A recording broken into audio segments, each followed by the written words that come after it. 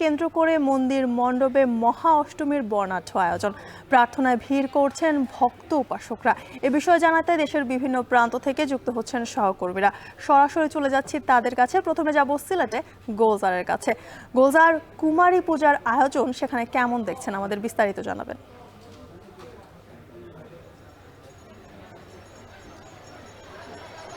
যদিও দেখেন আসলে সকাল 10:30টায় সিলেটের যে কুমারী পূজা অর্থাৎ মহা অষ্টমীর কুমারী পূজা সেটি আনুষ্ঠানিকভাবে শুরু হয়েছে নগরীর দক্ষিণ সুরমার শিববাড়ি এলাকার দুর্গা মন্দিরে। আমরা যদি একটু পরিবেশ পরিস্থিতি দেখাই যে আসলে পুণ্যার্থীদের ঢল কেমন সেটি দেখতে পাচ্ছেন যে সকাল 10:30টা থেকে এরকম জনস্রোত রয়েছে এই আজকের দুর্গা মন্দিরে। এবং এই দুর্গা মন্দিরে যেটি আমরা দেখেছি যে পুরো জেলার এমনকি জেলার বাহিরেও বিভিন্ন এলাকা থেকে সনাতন ধর্মাবলম্বী যারা আছেন তারা এসে কিন্তু এখানে পৌঁছেছেন এবং এখানে আইন শৃঙ্খলা বাহিনী সহ যারা নিরাপত্তা কমিটি যারা কাজ করছেন তারা অনেকটা হিমশিম খাচ্ছেন এই আজকের দেবীকে যে তাদের অঞ্জলি বা ভক্তি বা প্রণাম জানানোর জন্য যারা উপস্থিত হয়েছেন তাদেরকে সামলাতে আসলে খুবই কষ্ট হচ্ছে। যদিও এখন পর্যন্ত আমরা দেখতে পাচ্ছি অত্যন্ত সুশৃঙ্খলভাবে আসলে পুণ্যার্থী যারা আছেন তারা আজকের যে কুমারী দেবীকে তারা পূজা করছেন এবং আজকের কুমারী দেবী মূলত 6 বছর বয়সী একজন কুমারী রয়েছেন যার নাম অভয়া চক্রবর্তী। অর্থাৎ তাকেই আজকে দুর্গা দেবীর যে শক্তিরূপ হিসেবে আবির্ভূত করা হয়েছে এবং তারা বলছেন যে মানুষের কল্যাণের জন্য অর্থাৎ যে উৎসবের মাধ্যমে রাষ্ট্রের মঙ্গল কামনা করা হয় সেই বিষয়টা তারা দেখছেন। এখানে আসলে কেমন মানুষ সেটি অনুমান করা অসম্ভব, কারণ হচ্ছে এটি কেবল মন্দির প্রাঙ্গণ, মন্দিরের বাহিরে প্রায় 2 কিলোমিটার জায়গা জুড়ে হাজার হাজার আসলে পুণ্যার্থী কিন্তু এখানে রয়েছেন। এবং আমরা অনেকের সাথে আমরা কথা বলছিলাম, তারা বলছেন যে সিলেটে মানে সিলেট জেলাতে এমনকি মহানগরীতে আজকে প্রথমবারের মতো আসলে এই কুমারী পূজা অনুষ্ঠিত হচ্ছে।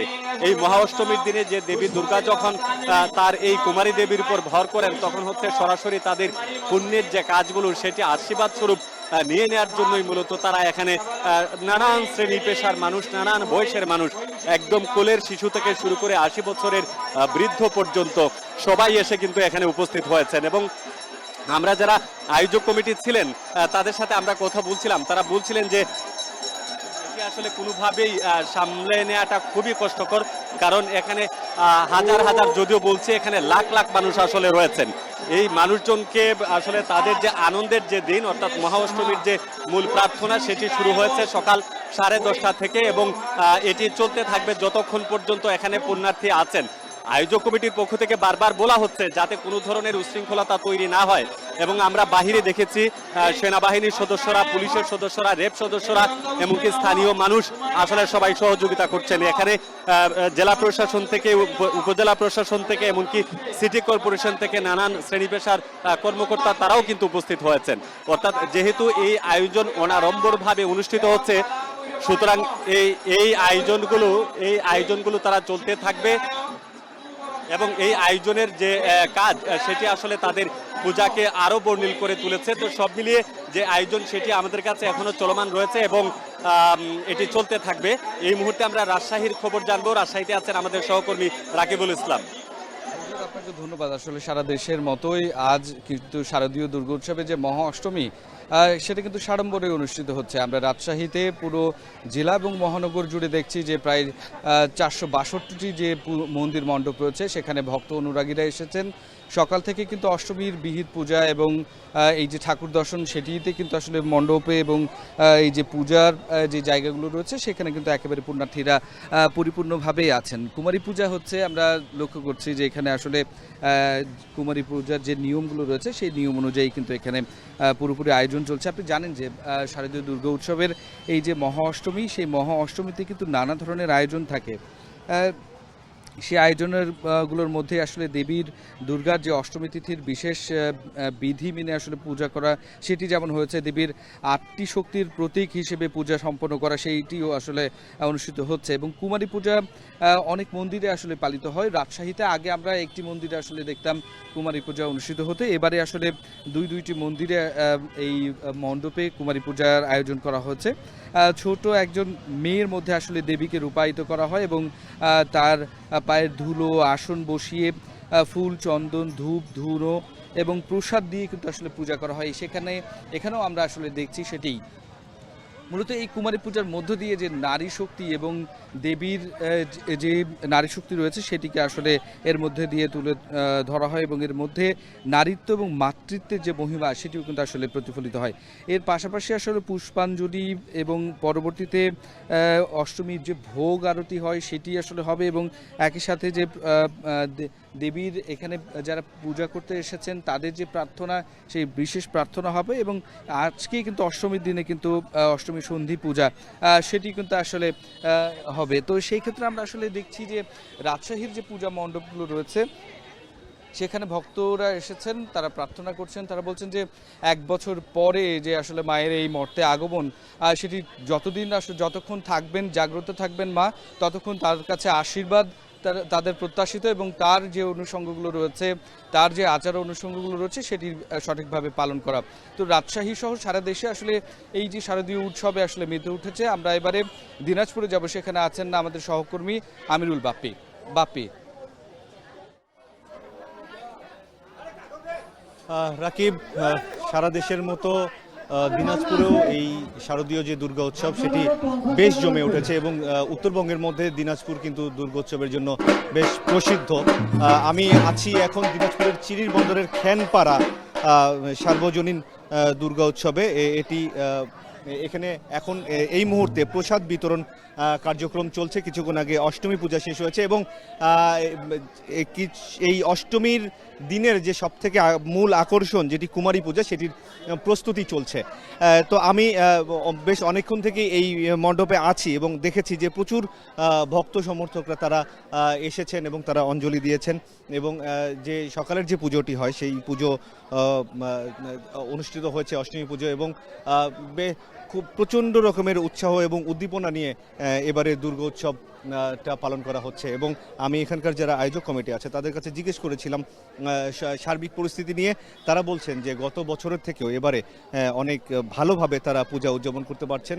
কোনো ধরনের আইন শৃঙ্খলার জনিত কোনো ধরনের সমস্যা এখন পর্যন্ত তারা লক্ষ্য করেনি এবং আমরা দেখছি যে পরিমাণ আনন্দ নিয়ে এই সনাতন ধর্মের যারা আছেন তারা যে পরিমাণ আনন্দ নিয়ে করছেন এবং এটি তারা বাকি দিনগুলো তো বজায় রাখতে চান।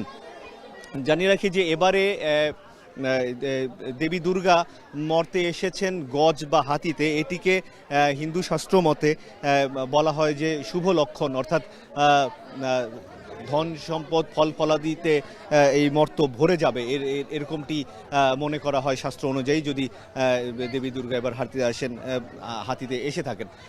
এবং সব মিলিয়ে আমি দেখেছি যে আশেপাশের মণ্ডপগুলোতেও আমি খোঁজ নিয়েছি, সব জায়গাতেই আসলে যথেষ্ট আনন্দের সাথে পূজা উদযাপন হচ্ছে এবং সবার মধ্যে একটাই প্রার্থনা যে বাংলাদেশ সহ সারা বিশ্বে যত অনাচার আছে, যত অনাসৃষ্টি আছে, সেগুলো যেন দূর হয়ে শান্তিময় একটি পৃথিবী এতে তারা বাস করতে পারে বা এই পৃথিবীর মানুষজন, এটি তারা প্রার্থনা করছেন।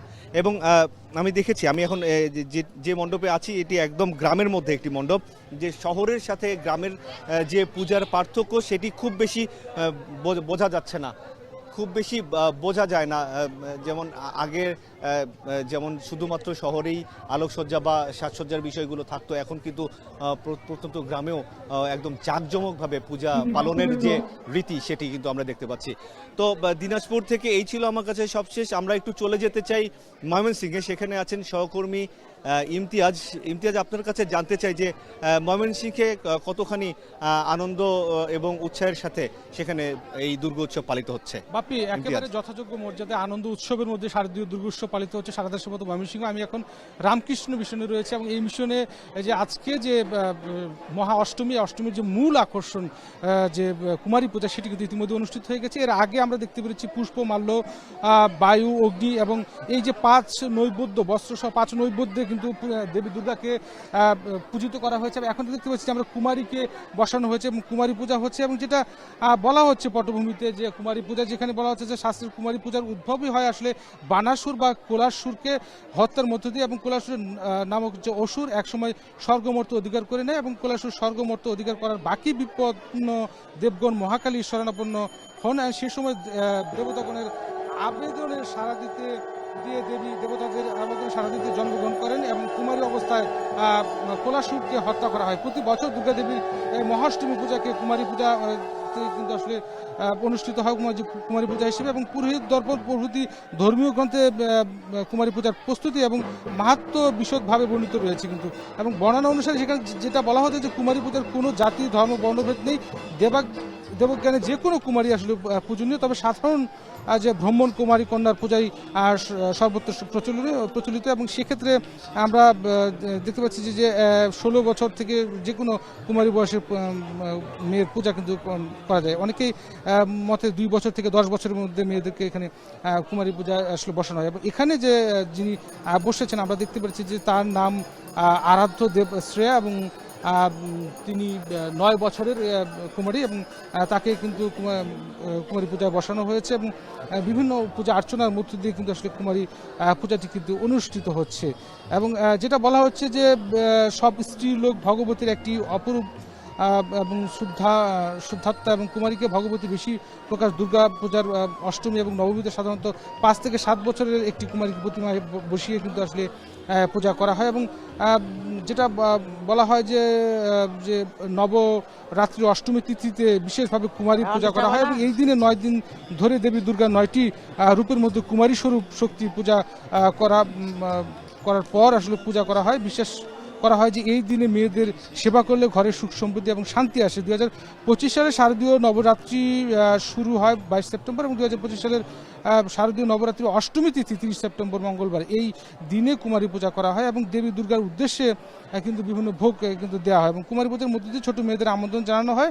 নবরাত্রির উপবাসের পর কুমারী পূজা অপরিহার্য, এটি করলে দেবী দুর্গার আশীর্বাদ লাভ করা, এই পূজার ধন স্বাস্থ্য এবং বৈবাহিক সুখ নিয়ে আসে বলে কিন্তু বলা হচ্ছে। কুমারী পূজা অষ্টমী নবমীতে করা হয়, একে কঞ্জক পূজাও বলা হয়। এই পূজায় 2 থেকে 10 বছর মেয়েদের এখানে আমরা দেখতে পাচ্ছি যে পূজার কার্যক্রমটা কিন্তু চলছে, এবং অনেক ভক্ত এই রামকৃষ্ণ মিশনের শত সনাতন ধর্মাবলম্বী যারা রয়েছেন তারা কিন্তু এই কুমারী পূজা দেখতে এসেছেন। তো সার্বিকভাবে এখনও কুমারী পূজা চলছে, এবং পরবর্তীতে নানান আনুষ্ঠানিকতার মধ্য দিয়ে এই যে হিন্দু সনাতন ধর্মীদের যে মহা অষ্টমী সেটি কিন্তু সাজানো হচ্ছে। সব মিলিয়ে এই ছিল ময়মনসিংহে। এখন আমরা বগুড়া যাবো, সেখানে রয়েছেন সহকর্মী রাজীব সিং। রাজীব, আপনি জানাবেন যে মহা অষ্টমীর সেখানে সর্বশেষ কি আয়োজন চলছে? ইমতিয়াজ, আমি এখন বগুড়ার গাবতলী উপজেলার মহিষাবান ইউনিয়নের গোলাবাড়ি বাজার সার্বজনীন যে দুর্গা মন্দির রয়েছে সেখানে রয়েছে। এখানে একেবারে ভিন্ন আয়োজনের মধ্য দিয়ে দুর্গাপূজা অনুষ্ঠিত হচ্ছে। এখানে সময় মতো তারা দেবী দুর্গার প্রতিমা না পেয়ে কর্ক শিটে দেবী দুর্গার ছবি প্রিন্ট করে এখানে পূজার আয়োজন চালাচ্ছেন। এখানে আমরা এই মন্দিরের সভাপতি সাধারণ সম্পাদকের কাছে জানতে চেয়েছিলাম যে এই ছবির কারণটি কি। তারা আমাদেরকে জানিয়েছেন যে ষষ্ঠী পূজার ঠিক 22 দিন আগে প্রতিমার জন্য তারা টাকা দিয়েছেন, এবং 22 দিন পর ষষ্ঠী পূজার দিন তাদের প্রতিমা পাওয়ার কথা। মহালয়ার পর পর্যন্ত কারিগর তাদেরকে আশ্বস্ত করেছেন তাদেরকে প্রতিমা দেয়া হবে, কিন্তু ঠিক ষষ্ঠী পূজার দিন কারিগর জানিয়েছেন যে তাদের প্রতিমা দেয়া সম্ভব হচ্ছে না, তাদের প্রতিমাটি তৈরি করা হয়নি। তৎক্ষণাৎ তারা সিদ্ধান্ত নিয়ে কর্কশিটে ছবি প্রিন্ট করে তারা সপ্তমী পূজার দিন থেকে দুর্গাপূজার যে আয়োজন সেটি শুরু করেছেন। তারা বলছেন যে বিগত বছরগুলোতে যেরকম ভক্ত এবং দর্শনার্থীরা আসতেন তার চেয়ে কিছুটা এবছর বেড়েছে। এর কারণ এই ব্যতিক্রমে আয়োজনের খবর ছড়িয়ে পড়েছে আশপাশের এলাকাগুলোতে, এবং দর্শনার্থীরা আসছেন এই কর্কশিটের যে আয়োজন চলছে এই আয়োজনটি দেখছেন। ঠিক একই কারিগরের কাছে কিন্তু আরও বেশ কয়েকটি প্রতিমা তৈরির কাজ ছিল, এবং আশপাশের গ্রামগুলোতে সব মিলিয়ে 3টি মন্দিরে পূজার যে আয়োজন সেই আয়োজন বিঘ্ন হয়েছে এর কারিগরের অবহেলার কারণে। কারিগর বলছেন যে কারিগরের বেশি প্রতিমা তৈরির কারণে তাদের এই 3টি মন্দিরে তাই এই প্রতিমাগুলো দিতে পারেননি। তার মধ্যে একটি মন্দিরে পরবর্তীতে অন্য জায়গা থেকে প্রতিমার ব্যবস্থা করা হয়েছে, এই মন্দিরটিতে ছবি দিয়ে করা হচ্ছে। আর একটি মন্দির রয়েছে, সেই মন্দিরে অসম্পূর্ণ একটি প্রতিমা দেয়া হয়েছিল, এবং পরবর্তীতে কারিগরকে বাধ্য করা হয়েছে প্রতিমাটি সম্পূর্ণ করার জন্য। তারা পরবর্তীতে সম্পূর্ণ করে দুর্গাপূজার আয়োজন চালাচ্ছেন। আর এই মন্দিরটিতে যারা ভক্তরা বলছেন যে মন্দিরে দর্শনার্থীর সংখ্যা বেড়েছে, এটি সত্য যে দর্শনার্থীর সংখ্যা বেড়েছে, কিন্তু এই যে যারা আছেন এখানকার যারা ভক্তরা তাদের একটি অপূর্ণতা রয়ে গেছে, তাদের যে দেবী দুর্গার যে প্রতিমার মাধ্যমে যে পূজার আয়োজন সেটিতে যে পূর্ণতা, এই ছবিতে তাদের কিছুটা অপূর্ণতা রয়ে গেছে বললে আমাদেরকে জানিয়েছেন এখানকার ভক্তরা। এই ছিল আমার কাছে বগুড়া থেকে দুর্গাপূজার আয়োজনের সব শেষ খবর। জ্যোতিকা। সারা দেশে চলছে মহা অষ্টমীর বর্ণাঢ্য আয়োজন।